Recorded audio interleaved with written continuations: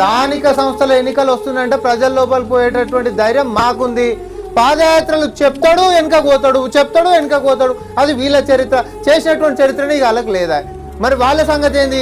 కేంద్రం కెంచి ఇన్ని రాష్ట్రాల అధికారాలు ఉన్నారు కదా, ప్రజలకు పోతున్నటువంటి ఒక ప్రజాహితానికి సంబంధించినటువంటి ప్రజాభవన్ లెక్క దరఖాస్తులు తీసుకునేటటువంటి సిస్టమ్ వాళ్ళ కాడ ఉందా? సచివాలయం దర్వాజాలు చరిత్రలో ఓపెన్ చేసినటువంటి చరిత్ర గిట వీళ్ళ పార్టీకి ఉందా?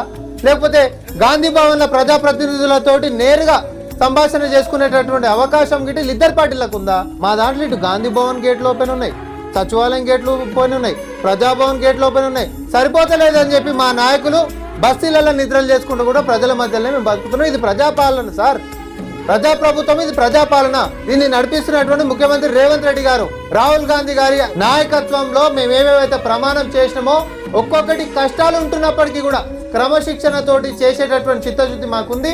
చేసుకుంటా మేము పోతున్నాం. ఆ దమ్ము ధైర్యం మాకుంది కాబట్టి మేము గట్టిగా మాట్లాడగలుగుతున్నాం.